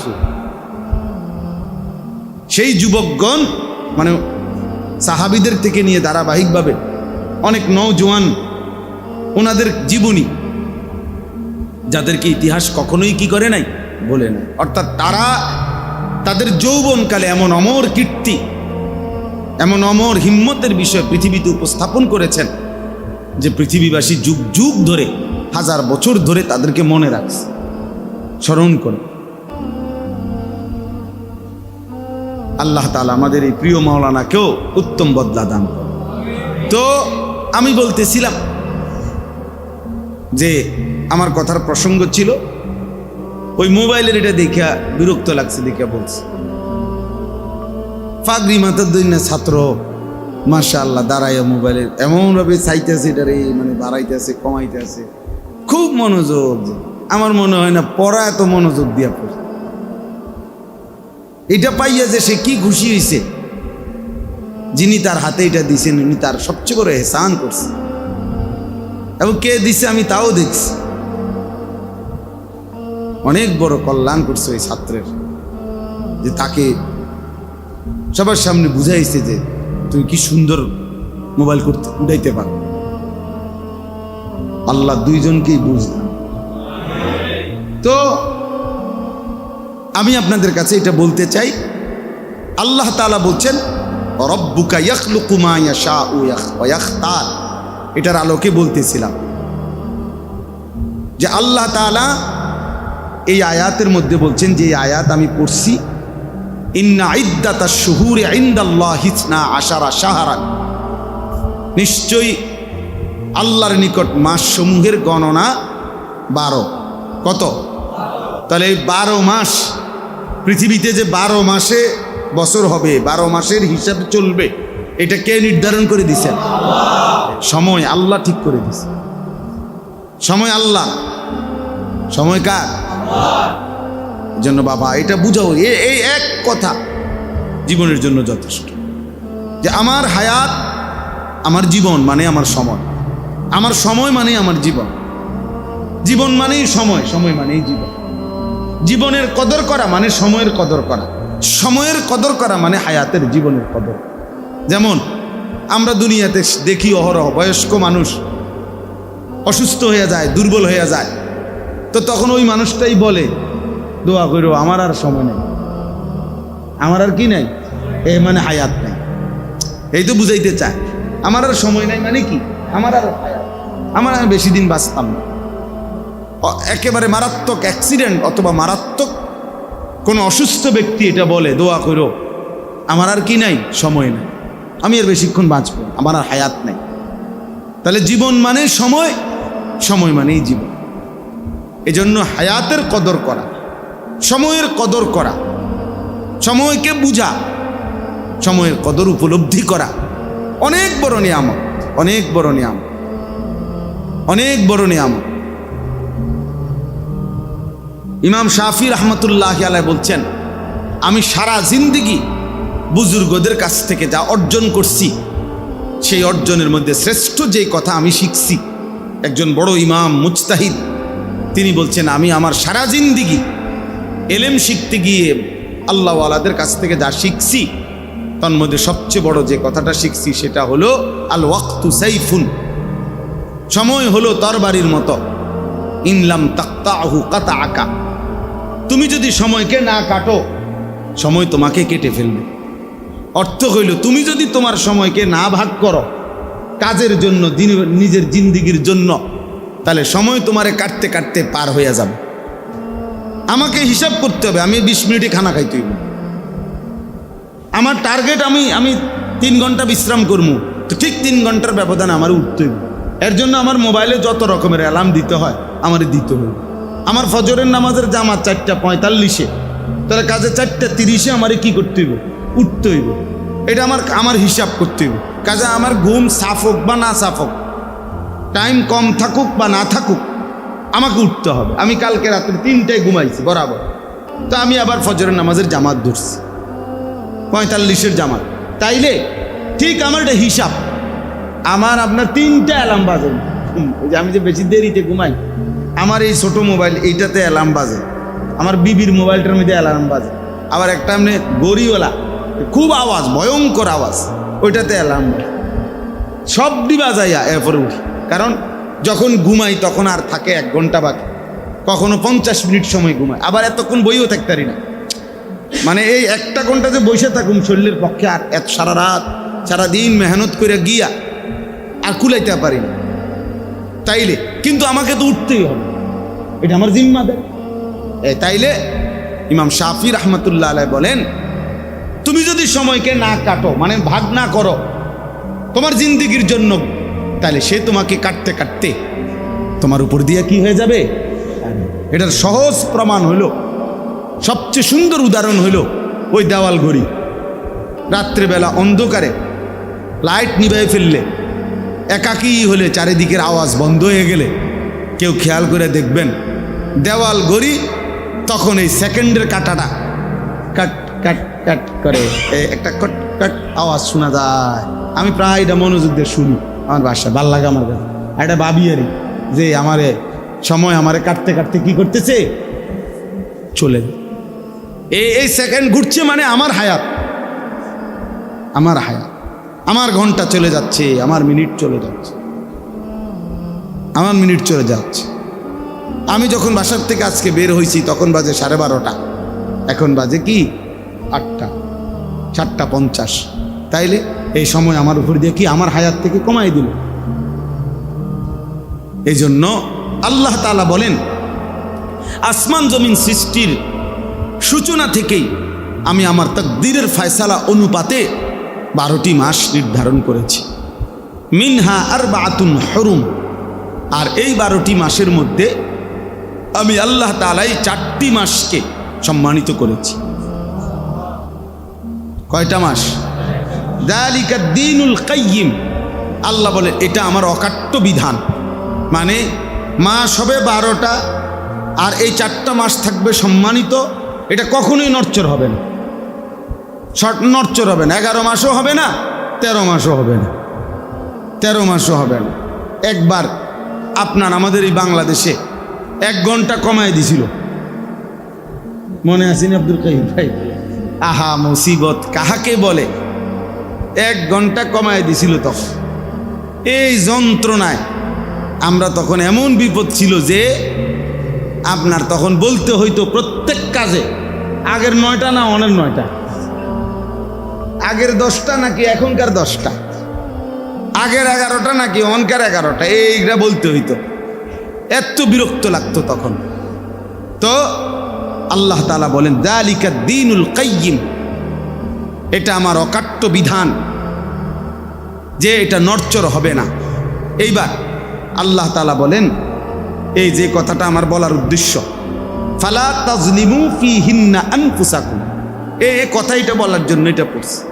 আল্লাহ তাআলা বলেন, অতএব হে আমার বান্দাগণ, সম্মানিত ওই 4টি মাসে তোমরা গুনাহের মাধ্যমে, আমার আমল বর্জনের মাধ্যমে এবং গুনাহ করার মাধ্যমে নিজের উপরে জুলুম করো না, নিজেরে বরবাদ করো না। ফালা তাজলিমু ফিহিন্না আনফুসাকুম, ওই মাসগুলোতে তোমরা নিজের উপরে কি করো না, জুলুম করো না। মানে জুলুম কিভাবে করবে? 2 ভাবে। এক হলো কর্তব্য করণীয়গুলো ছেড়ে দেওয়ার মাধ্যমে, 2 নিষেধগুলো করার মাধ্যমে। নিষেধগুলো যা আমার, তা যদি করো এটাও যেমন নিজের উপরে জুলুম করলা, আমার আদেশগুলো যা করো নাই তো এটাও নিজের উপরে কি করলা, জুলুম, জুলুম করো। ফালা তাজলিমু ফিহিন্না আনফুসাকুম, তোমরা নিজের উপরে জুলুম করো না। তাইলে এই 12টি মাস যেটা মুহররম থেকে শুরু হয়েছে, জিলহজ মাসে আইসা শেষ হয়, এই 12টি মাস আল্লাহ তাআলার পক্ষ থেকে নির্ধারণ করা। আর ওই 4টা মাস সম্মানিত মাস। তো সেই 4টা মাস কোন 4টা মাস, এটা নবীজি সাল্লাল্লাহু আলাইহি ওয়াসাল্লাম স্পষ্টভাবে হাদিসের মধ্যে তিনি বলে দিয়েছেন। নবী সাল্লাল্লাহু আলাইহি ওয়াসাল্লাম বলছে, সালাসুন মুতাওয়ালিয়াত, 3টি মাস হচ্ছে ধারাবাহিকভাবে। নবীজি সাল্লাল্লাহু আলাইহি ওয়াসাল্লাম বলছেন, 1 নম্বর হলো যুলকাদা, যুলহজ্জা ওয়াল মুহররম, এই সিরিয়ালে। এই এখন জিলকদ মাস শেষ হওয়ার পথে। ওই যে বললেন কত আরিফ, কত কইলা? 22। আজকে 22 জিলকদ। এরপরে যে মাস আসতেছে জিলহজ, এরপরের মাস হলো মুহররম। এই 3টা মাস সম্মানিত। আর আলাদা ওয়া রজব, রজব মাস, যেটা রমজানের আগে 2 মাস, অর্থাৎ রমজানের আগের মাসের নাম শাবান, তার আগের মাসের নাম রজব মাস। তাহলে এই 4টি মাস হলো আল্লাহ তাআলা নবীজি সাল্লাল্লাহু আলাইহি সাল্লাম ব্যাখ্যা করে দিয়েছেন যে এটা সম্মানিত মাস। আল্লাহ বলছেন তোমরা এই মাসগুলোতে বিশেষভাবে, সারা বছর তো আছোই হুকুম, আবারও বলছি বান্দা, এই পবিত্র সম্মানিত মাসগুলোতে গুনাহের মাধ্যমে নিজের উপরে জুলুম করো না। আমার আদেশ, আমার কর্তব্য কাজ তোমার ছেড়ে দেওয়ার মাধ্যমে নিজের উপরে জুলুম করো না। একটা জরুরি কথা মনে রাখতে হবে, আল্লাহ তাআলার প্রতিটি আদেশ পালন না করা নিজের উপরে জুলুম করা। আল্লাহ তাআলার প্রতিটি নিষেধ আমি কিংবা আপনি করা, এটা নিজের উপরে জুলুম করা। জুলুম বলা হয় ওয়াদউ শাইই ফি গায়রি মাহাল্লিহি। জুলুম কাকে বলে? যে জিনিস যেখানে রাখার কথা, যে জিনিস যেখানে থাকার কথা, সেটাকে ওইখানে না রাখা, অন্যত্র রাখা, এটাই জুলুম। এটাই কি? ওয়াদউ শাইই ফি গায়রি মাহাল্লিহি, ভিন্ন জায়গায় যেখানে রাখা। তা আমি একজন আল্লাহর গোলাম, তা আমার জিন্দেগি থাকার কথা ছিল আল্লাহর হুকুমের অনুপাতে করা। তিনি করতে বলছেন আমি করব, তিনি নিষেধ করেছেন আমি ছাড়ব, এটাই তো আমার পরিচয়। ওই যে আমরা কিতাবের মধ্যে পড়ছি, বহু বুজুর্গানে দ্বীনের আমলে আগের পূর্বে এমন কৃতদাসও ছিল, এমন আল্লাহওয়ালা। পূর্ববর্তী জামানায় চাকর, গোলাম, কৃতদাসও ছিল এত বড় দিনদার, এত বড় দিনদার যে সে কৃতদাসকে কোনো আল্লাহওয়ালা বাজার থেকে কিনছে, গোলাম কিনে জিজ্ঞাসা করছে তোমার নাম কি? বলছে গোলামের আবার কোনো নাম কি? মনিব তাকে যে নামে ডাকে সেটাই গোলামের নাম। তুমি কি খাইতে পছন্দ করো? তো বলছে গোলামের আবার পছন্দ কি? মনিব তাকে যা খাইতে দেয় সেটাই গোলামের খাবার। তুমি কি পড়তে পছন্দ করো? বলছে না, গোলামের আবার ব্যক্তিগত পোশাক কি, পছন্দ কি? মনিব তাকে যা পড়তে দেয় এটাই তার গোলামের কি পছন্দ।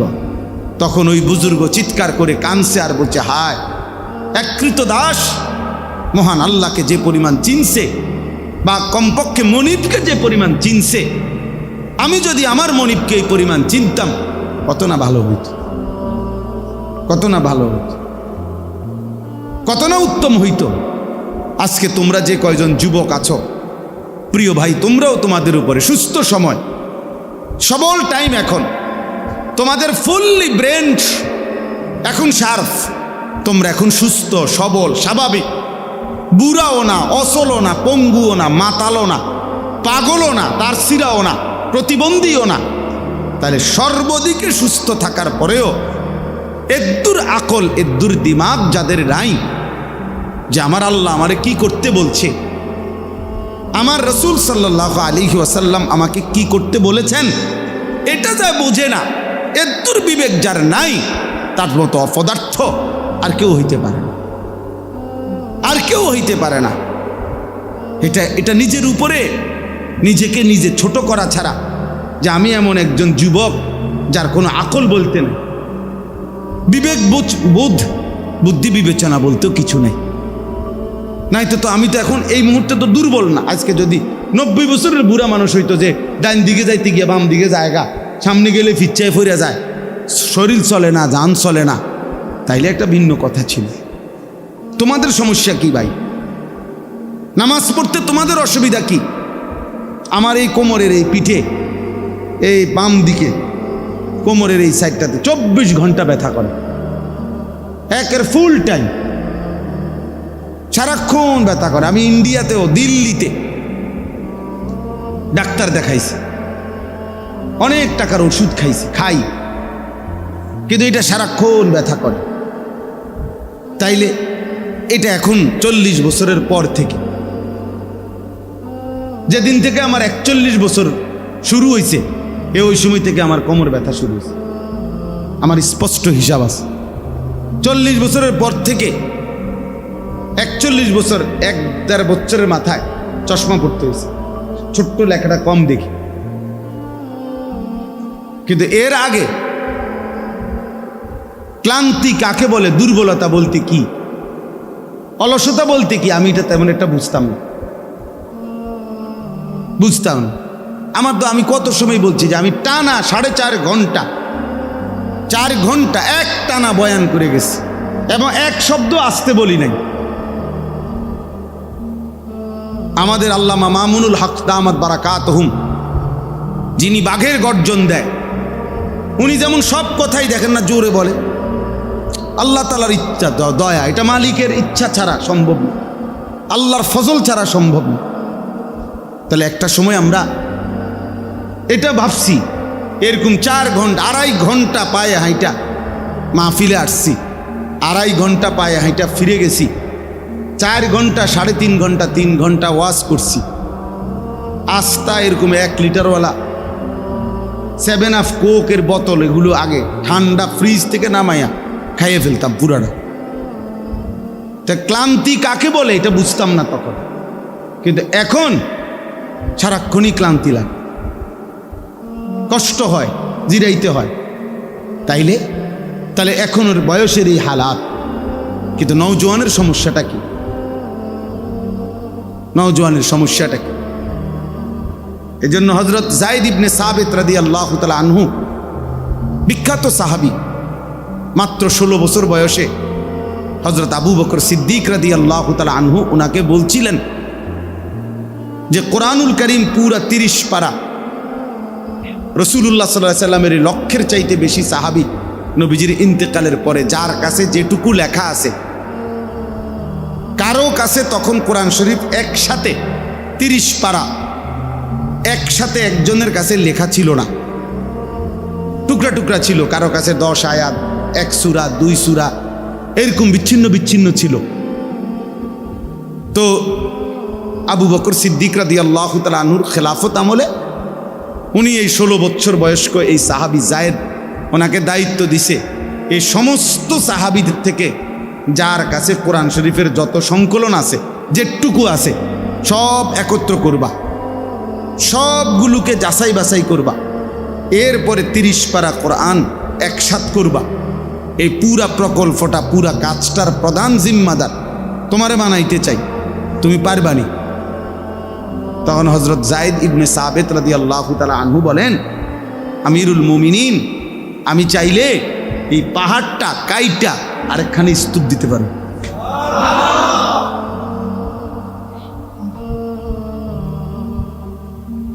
আমি এই পাহাড়িটা কাইটা আরেকখানে থুপ দিয়ালাম।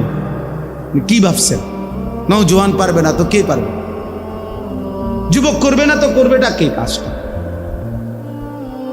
অর্থাৎ তিনি হীনমন্যতা বোধ করেন নাই, বরং হিম্মত করছে। আল্লাহ তাআলা সাহায্য করছে, আল্লাহ তাআলা সাহায্য করছে।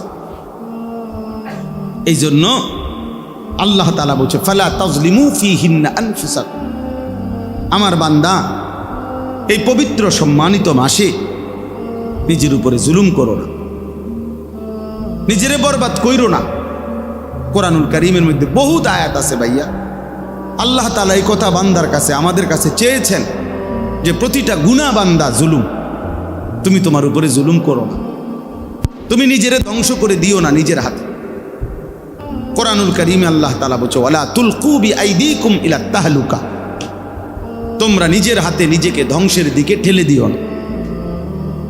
ইয়া আইয়ুহাল্লাযীনা আমানু আলাইকুম আনফুসাকুম, হে মুমিন ঈমানদার, তোমরা প্রত্যেকেই নিজেকে মজবুতভাবে আঁকড়িয়ে ধরো।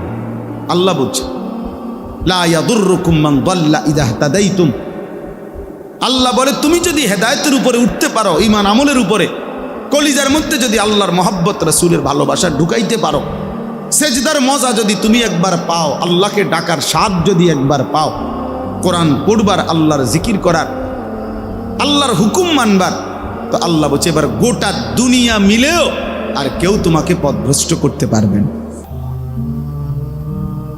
সারা পৃথিবী ল্যাংটা হয়ে নাচুক, আমার সমস্যা কি? হেতে বুঝে না, এতে নাচুক, আমার কি? আমি তো মুমিন, আমি তো মুসলমান। খ্রিস্টান সেনাপতি একজন কিশোর নওজোয়ান সাহাবীকে বন্দি করে যুদ্ধে তার সুন্দরী মেয়ে দিয়ে 3 দিন আমরা উর্দু কিতাবে পড়ছিলাম। চেষ্টা করছে 17-18 বছরের নওজোয়ান সাহাবী যুদ্ধবন্দী তার সুন্দরী মেয়েকে দিয়ে অপকর্ম করাইতে, আলাদা রুমে আটকায় রাখছে, মেয়েকে সেই রুমে একাকি দিছে। 3 দিন পরে সেই মেয়ে বলছে তার বাবাকে যে ইন্নাহু হাজারুন আম শাজারুন, এই যুবক হয়তো পাথর নয়তো কোনো গাছ, এ মানুষ না। লা ইয়ালতাফিতু ইলাইয়া মাররাতান, এই যুবক বাবা একবারের জন্য আমার দিকে ফিরেও তাকায় না। লা ইয়াদুররুকুম মান দাল্লা ইযা ইহতাদাইতু, নবী সাল্লাল্লাহু আলাইহি ওয়াসাল্লাম বলেন ইয়া শাবাবা কুরাইশ গুদ্দু আবসারাকুম ওয়াহসানু ফুরুজাকুম। নবীজি বলছে হে কুরাইশের যুবকগণ, তোমাদের চোখ নিচের দিকে নামাও, লজ্জাস্থানের হেফাজত করো। রাসূলুল্লাহ সাল্লাল্লাহু আলাইহি ওয়াসাল্লাম বলছে মাইয়াদমান লি মা বাইনা লাহইহি ওয়া মা বাইনা রিজলাইহি আদমান লাহুল জান্নাহ, যে তার 2টা জিনিস ঠিক রাখবে, এই দায়িত্ব নিবে, আমি রাসূল তার জান্নাত বুঝায় দেব, এই দায়িত্ব নিলাম। 1, 2 চোয়ালের মাঝের জায়গা মানে গাল, মুখ মানে জবান, যে তার জবানকে সুন্দর রাখবে। 2 রানের মাঝখানের জায়গা লজ্জাস্থান, যে তার লজ্জাস্থানকে হেফাজত রাখবে। নবীজি বলেন যে তার জবানকে হেফাজত করবে, যে তার লজ্জাস্থানকে হেফাজত করবে, আমি রাসূল তার জান্নাতের জামিন। আদমান লাহুল জান্নাহ, এজন্য গুনাহ ছেড়ে দেওয়া আমিও আপনি। এখন এই আয়াত বলার উদ্দেশ্য কি? এই আয়াত বলার উদ্দেশ্য হল খুব দ্রুত গতিতে আমাদের সামনে যেই মাস আসতেছে সেটা জিলহজ মাস। আর এই জিলহজ মাস আল্লাহ তাআলার সম্মানিত 4টি মাসের একটি অন্যতম মাস, সেটা আমাদের সামনে আসতেছে এবং এটাও চলতেছে জিলকদ। এর মধ্যে এই জিলকদ এবং জিলহজ মাসের মধ্যে জিলহজ মাসের প্রথম 10 দিন, পহেলা জিলহজ থেকে 10ই জিলহজ পর্যন্ত, এই 10 দিন, এই 10টা রাত 10টা দিন সবচেয়ে সম্মানিত, সবচেয়ে ফজিলত এটা আমাদের সাথে আসতেছে। স্বাভাবিক হিসাবে কয় তারিখ পড়বে আরিফ? হিসাব করো, স্বাভাবিকভাবে যদি হিসাব করো এমনি, পহেলা জিলহজ আমাদের বাংলাদেশে কোন তারিখ?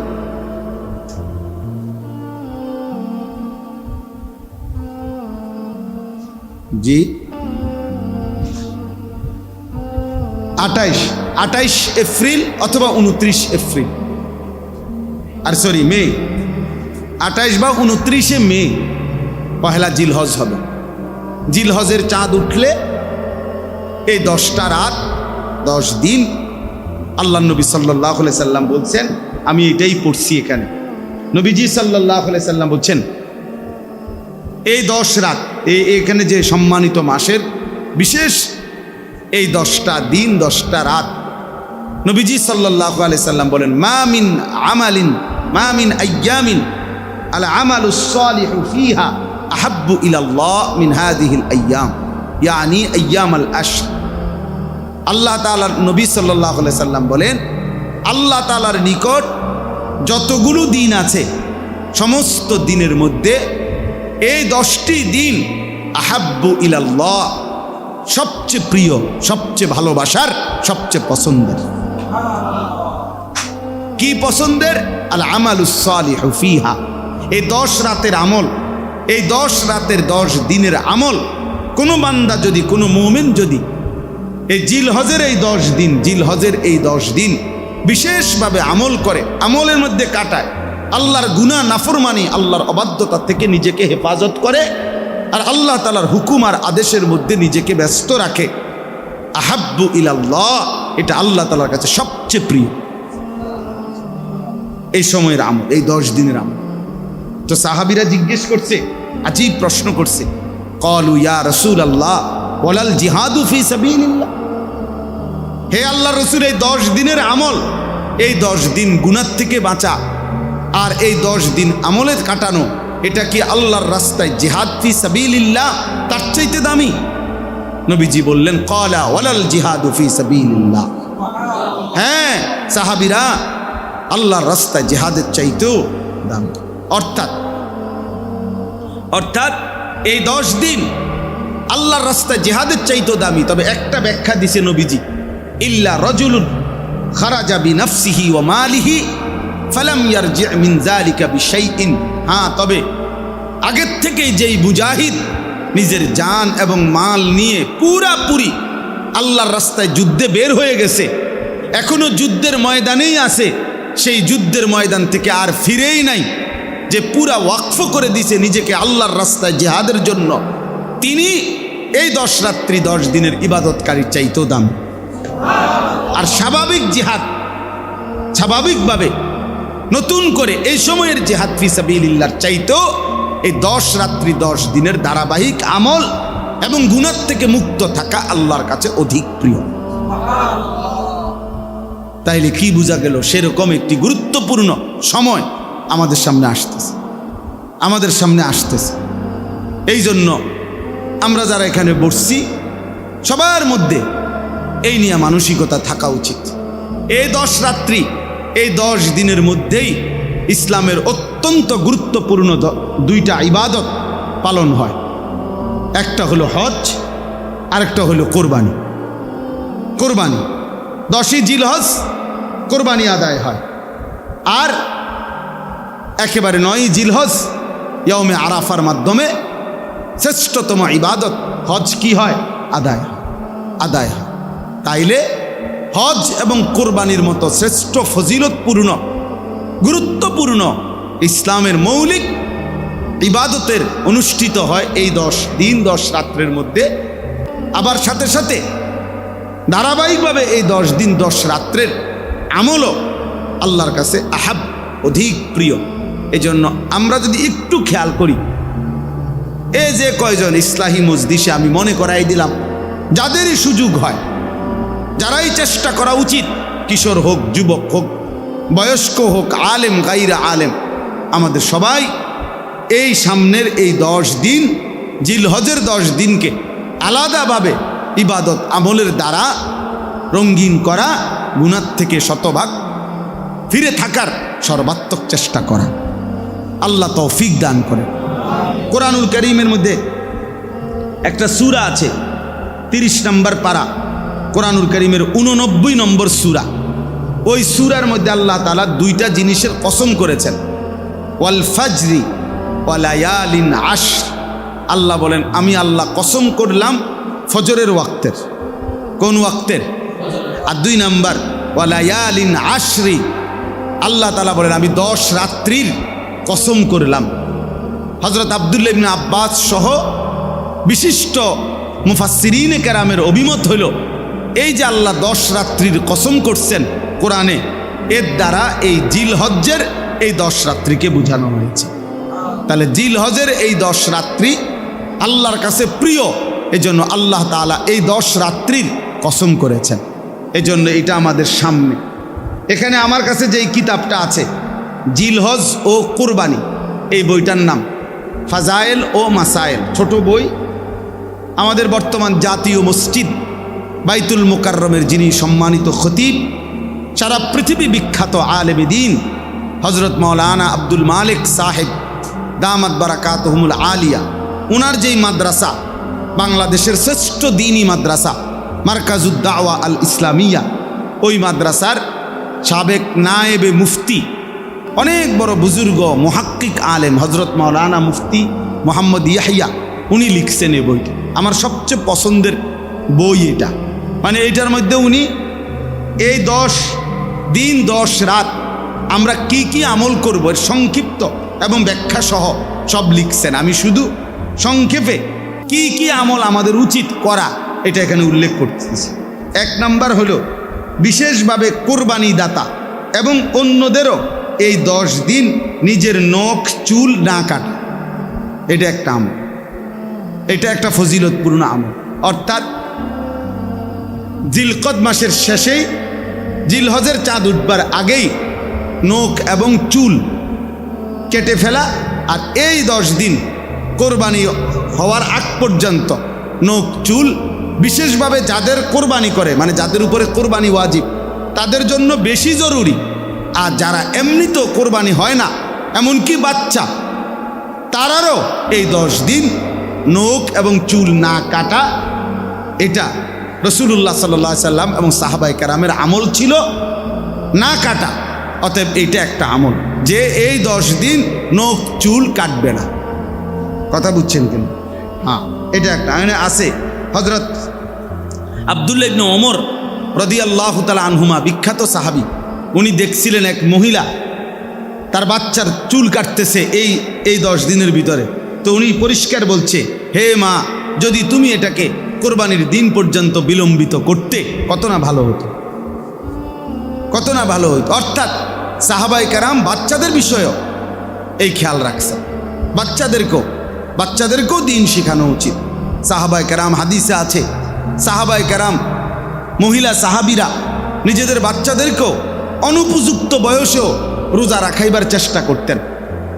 বলছে যে আমরা কাপড় দিয়া পেঁচাইয়া বাচ্চাদেরকে বিভিন্ন খেলনা বানায় দিতাম, আর যেন ঘুম পাড়ায় দিতাম, অথবা খেলনা ব্যস্ত করে দিতাম, আর এরই ফাঁকে সন্ধ্যা হয়ে যেত, তো তখন তাদেরকে আমরা ইফতার করাইতাম। মুসলমানের এক জামানা ছিল, মুসলমানের নারীর মূল ফিকির ছিল সন্তানের আখলাক, সন্তানের ঈমান, সন্তানের আমল। দুর্ভাগা নারীর এখন মূল ফিকির হলো অনেকাংশের সাজগোজ, গহনা, অলংকার, প্রসাধনী, মোবাইল, আর বাহিরে ঘোরা, আর ভ্রমণ, আর বিনোদন। যার কারণে অল্প বয়স্ক ছেলেও আজকে নিয়ন্ত্রণ হারা। অসংখ্য ছেলেপেলেদের চেহারার দিকে তাকাইলে বোঝা যায় মা বাবা, পরিবার, আদর্শ, পারিবারিক কোনো সম্পর্ক তার কারো সাথে নাই। সে নিজের মতো করেই বড় হইতেছে, তার ইচ্ছা মতো তার চুল, তার ইচ্ছা মতো তার জামা, তার ইচ্ছা মতো তার জামা পোশাক, তার হাসি, তার চলাফেরা, তার খানা খাদ্য, আহা, নিজের মতো করে। মুসলমানের ছেলে মাত্র 16 বছর বয়স, চেহারা দেখলে বোঝা যায় না যে তার কোনো বাপ আছে কিনা। না, বুঝাই যায় না। বাপ থাকলে তো তোর চুল এমন হইতো না বেটা, তোর বাপের চুল তেমন না বেটা, তোর বংশের কারো চুল তেমন না বেটা, তুই কার থেকে শুরু করলি এটা? এমন যদি হইতো যেটা আমার আব্বার থেকে শুরু হয়েছে, তাহলে ধর্মের তো কিছু নাই, আল্লাহর সাথে তো সম্পর্কও নাই, রাসূলের সাথেও সম্পর্ক নাই, বাপ দাদার সাথেও কি নাই, কিচ্ছুর সাথে কোনো কিচ্ছু নাই, যে নাই, কিচ্ছু নাই, কিচ্ছু নাই। আগে তো কাফের বেঈমানরা কইতো মিয়া যে আমরা বাপ দাদার থেকে, মা আলফাইনা আলাইহি আবাআনা, আমরা আমাকে বাপ দাদার থেকে পাইছি এটা। আর এখনকার অপদার্থ তার বাপ মার লগো তার কোনো মিল নেই। আহা, হাইওয়ান মনে করছে জন্তু জানোয়ারের মতোই চেহারা। আর ইহুদি, খ্রিস্টান, মুশরিক, মুরতাদ, বেঈমান, ওদের মতো বেটা সাজগোজকে তোরা পছন্দ করলি বেটা। বেওকুফ, আহাম্মক ছাড়ার কিচ্ছু না বেটা। বদনসিব বেটা, বদনসিব বেটা।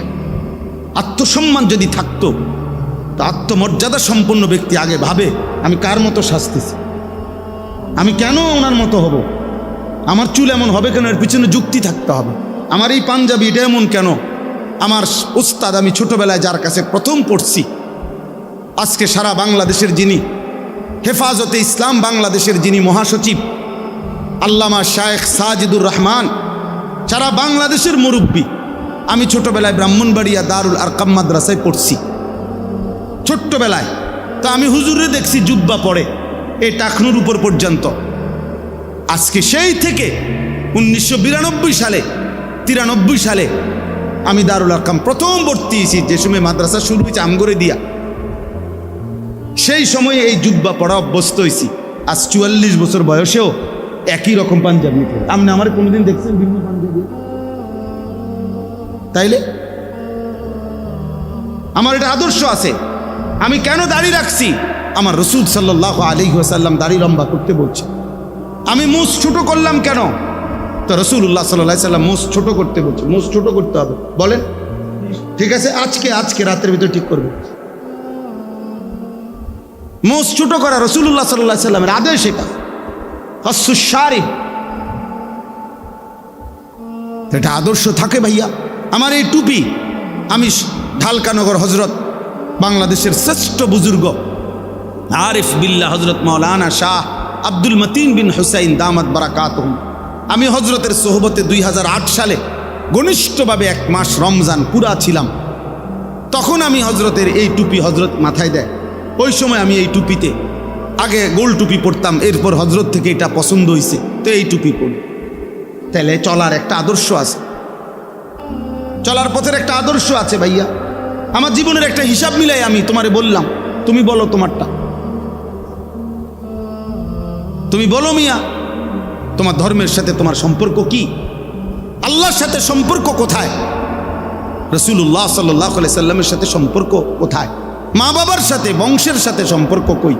এভাবে বুঝি মানুষ নিজের চেহারা, সুরতে, চলনে, বলনে এভাবে প্রত্যাখ্যান করে। বেঈমান আমাদেরকে জীবনে কোনোদিন মূল্যায়ন করে নাই, আমরা কেন বেঈমানের মতো সাজবো? ইসরায়েলের ওই কুত্তারা আমাদেরকে কোনোদিন সম্মান দেয় নাই, তোরা কেন বেটা কুত্তার মতো সাজবি কেন? ইসরায়েলের ওই বেঈমান ইহুদি, তাদের চুলের কাটিং বেটা, এটা বেটা খবর নে বেটা, খবর নে বেটা। কোন রেসলিং খেলোয়াড়, কোন ফুটবল খেলোয়াড়, কোন ক্রিকেট খেলোয়াড় চরিত্রের হেফাজত নাই, বাচ্চা হয়ে আগে বিয়ে করে পরে। আরে বিয়া মেসি হেতে আগে বাচ্চা হয়েছে 2টা, এরপরে বেডিরে বিয়ে করছে, খবর লো বেটা। তার 2 মেয়ে হয়েছে, এরপরে 2 মেয়ে লইয়া মাইয়ের মা ওই বেডিরে বিয়ে করছে বলে। ও মা, আগে বাচ্চা হয়েছে 2টা, এরপরে বিয়ে করছে, হে হয়ে যায় মডেল, সেই স্টার। হ্যাঁ, হে স্টার, চরিত্রহীন আবার স্টার কিভাবে হয় বেটা? এত বড় লম্পট। আমি মেসির ভক্ত, আস্তাগফিরুল্লাহ। তোর ইমানের সমস্যা বেটা, তোর কলিজায় ইমান নাই বেটা। মুসলমানের ঘরে জন্ম নিয়ে তুই বেঈমানের ভক্ত হবি কেন? কাফেরের ভক্ত হবি কেন বেটা? আল্লাহ আমাদেরকে বুঝ দান করে। এজন্য প্রিয় ভাই, এটা বুঝতে হবে। আজকে সময়ের ব্যবধানে, সময়ের প্রয়োজনে, আগামীর সময়টা ঈমান আর কুফরের যুদ্ধের সময়। শুইনো ভাইয়া, সবাই মনে রাখেন, আগামীর সময় শুধু মুখের কথায় না, আগামীর সময় অস্ত্রের ঝনঝনানি আরো বাড়বে। বেঈমানও আস্ফালন বাড়াইছে, আলহামদুলিল্লাহ ইমানদারের হিম্মতও বাড়ছে। হ্যাঁ, 3 সেকেন্ড লাগে নাই, 30 সেকেন্ড লাগে নাই, 3 ঘন্টা লাগে নাই, ভারতের বেঈমানদের যুদ্ধ বিমান শোয়া আলাইছে। ইমানদার প্রমাণ করে দিছে যে 1 চোখ আগাইলে 10 চোখ রাঙ্গায় শোয়া ফেলবে ইনশাআল্লাহ। এই জন্য এটা জরুরি। দুদিকে মুসলমানদের, আলেম ওলামাদের, ইসলাম ধর্মের দিকে, ওলামায়ে কেরামের দিকে মানুষের আগ্রহ বাড়ছে। এজন্য আমাদের বাংলাদেশেও এই ঘাপটি মাইরা যাচ্ছিল যেই সমস্ত মুনাফিক, যেই সমস্ত ওলামা বিদ্বেষী, জালেম, বেয়াদব, ওরা পর্যন্ত শেষ পর্যন্ত নিজেকে লুকাইয়া রাখতে পারে নাই। কিশোরগঞ্জের এক বেয়াদব গত 2-3 দিন আগে বাংলাদেশের ওলামায়ে কেরামের যে নেতা নামের কলঙ্ক, চূড়ান্ত চরম বেয়াদব, ঘৃণ্য জঘন্য এক বেয়াদব, ওলামায়ে কেরামকে আমাদেরকে 500 টাকার মৌলবি আমরা নাকি। এত বড় বেয়াদব, বুড়ো হইয়া গেছে, অথচ বেয়াদবের কথা শুনলে মনে হয় সে কোনোদিন কোনো আলেমে দিন তার মাথায় কোনোদিন হাত বুলায় নাই। সে বলছে যে আমাদের দেশের মা বোনদেরকে আবেদন করছে, তোমরা হুজুরদের বাচ্চা পেটে নিও না। কত বড় জানোয়ার! তোর বাপ মার বিয়ে যদি কোনো আলেমে দিন না পড়াইতো তো তুই তোর মার গর্বে কেমনে আসতি বেটা? তুই তোর মার গর্বে আসতি কেমনে? তোর বাপ মার বিয়ে তোর কোন আব্বাই পড়াইছে? কোনো না কোনো আলেমে দিনই তো পড়াইছে। তুই এত বড় কথা বললি কেমনে? খবিস মানে আখবাস খবিস সে। খবিস বলে যে কোনো মা বোন যেন কোনো আলেমকে পেটে না ধরে, কোনো আলেমের বাচ্চা যেন পেটে না ধরে। সে আবেদন করছে বাংলাদেশ। আফসোসের ব্যাপার, সে প্রমাণ করুক, ওই প্রমাণ করুক যে তার মা বাবার বিয়া কে পড়াইলো, তোর মা বাবার বিয়া কে পড়াইলো? রাস্তার কেউ পড়াইছে বেটা? কোনো না কোনো মসজিদের ইমাম সাহেব, কোনো না কোনো আলেমে দিনই তো পড়াইছে। তো ওই আলেমে দিন বিবাহ পড়ানোর কারণেই তো তোর মা বাবার বিবাহ সম্বন্ধ সম্পর্ক বৈধ হইছে। তার বরকতে না তুই হইলি। হে অন মোল্লা ছিল না, হে মৌলানা চেনে না। এজন্য ভাইয়া এটা জরুরি বিষয়। আগামীর সময়ে ইনশাআল্লাহ ঈমান আর কুফরেরই মোকাবেলা হবে এবং শেষ পর্যন্ত মোমেন জিতবে ইনশাআল্লাহ। ইসলাম জিতবে, দিন জিতবে ইনশাআল্লাহ। এজন্য কিশোর নওজোয়ান বাবা সবাই মিলে আল্লাহর দিকে ফেরো, আল্লাহর দিকে। নিজেরে বরবাদ করো না, চরিত্রহীনদের খপ্পরে পড়ো না ভাইয়া, বেঈমানের মতো নিজেরে সাজাইও না। হাসরের ময়দানে এই অবস্থায় মৃত্যু হইলে হাসরের ময়দানে কেমনে দাঁড়াইবা? পাঞ্জাবি পরা, হ্যাঁ? তুমি মরে গেছো এমনি আর উঠবা পাঞ্জাবি পরা? হ্যাঁ, তুমি মরে গেছো দাড়ি ছাড়া, উঠবা একবারে দাড়িওয়ালা? হ্যাঁ, কথা তা তাইলে আপনি বোঝেন না? সারা রাত উলঙ্গ ছবি দেখে শরীর না পাক করে যদি তুই বেটা আর রাত্রে যদি ভোর না হয়, কোনো অদৃশ্য বোমার আঘাতে যদি তুই উড়ে যাস, তা হাসরের ময়দানে কেমনে দাঁড়াইবা? তাহাজ্জুদের সেজদায়। আল্লাহ বুঝার তৌফিক দান করে। এটা আমাদের জন্য জরুরি। এই জন্য আমরা ইনশাআল্লাহ জিলহজ মাসের এই সময়টুকু সহ আমাদের জিন্দিগি আমরা আল্লাহর হুকুমের উপরে আনবো ইনশাআল্লাহ। বাকিটা শুধু পড়ে শুনাই। 2 নাম্বার, রাত্রগুলোতে বেশি বেশি জিকির তাসবিহ পাঠ করা। 3 নাম্বার, প্রথম 9 দিন রোজা রাখা টানা। জিলহজের প্রথম দিন থেকে কোরবানির আগের দিন পর্যন্ত 9 দিন রোজা রাখার চেষ্টা করা। প্রত্যেকটা রোজাতে এক বছরের নফল রোজার সওয়াব মিলবে। 4 নাম্বার, আরাফার দিন অর্থাৎ কোরবানির আগের দিন 9 জিলহজ রোজা রাখা। এটা বিশেষ, অর্থাৎ কোরবানির আগের দিন বিশেষভাবে ওই দিন রোজা রাখার সর্বোচ্চ চেষ্টা করা। নবীজি সাল্লাল্লাহু আলাইহি সাল্লাম বলছেন, ওই দিনকার রোজায় আমি আল্লাহর কাছে আশাবাদী, আইয়ুকাফিরাস সানাতাল্লাতী ক্বাবলাহু ওয়াস সানাতাল্লাতী বা'দাহু। আল্লাহ তাআলা পিছনের এবং সামনের, এই সামনে এবং পিছনের 2 বছরের গুনাহ মাফ করে দিবেন। এজন্য তোমরা রাখো রোজা। যুবক ছেলে তোমরা রোজাই রাখো। তোমরা অনেক ছেলে পেলে মনে করো আমরা পুলাইন মানে আমরা কি আমল দিয়ে আমরা কিনি। তোমরা আমল দিয়ে কিনো, তোমরা মোবাইল টিপা বই কেবল বেড়ি চাইবা আর তামসা করবা। তোমরাই তো আমল করবা। আমি শরীরে স্বাস্থ্য সামর্থ্য যার, সেই তো কি করবে? 90 বছরের বয়স্ক মানুষটার উপরে কেমনে আমল চাপায় দাও? আমল তো করবেই তাগড়া নওজোয়ান। আল্লাহ তৌফিক দান করেন। রোজায় খুব উপকার, রোজায় খুব উপকার ভাইয়া। প্রতি সোমবারে রোজা রাখো যুবক, দেখবা ইনশাআল্লাহ চরিত্র সুন্দর হবে, লজ্জাস্থানের চাহিদা কমবে, শাহওয়াত কমবে, নারীর প্রতি সারাক্ষণ আগ্রহ কমে আসবে, চরিত্র হেফাজত হবে। বৃহস্পতিবারে রোজা রাখো। আল্লাহ নবী নববী ঔষধ, এটা প্রেসক্রিপশন।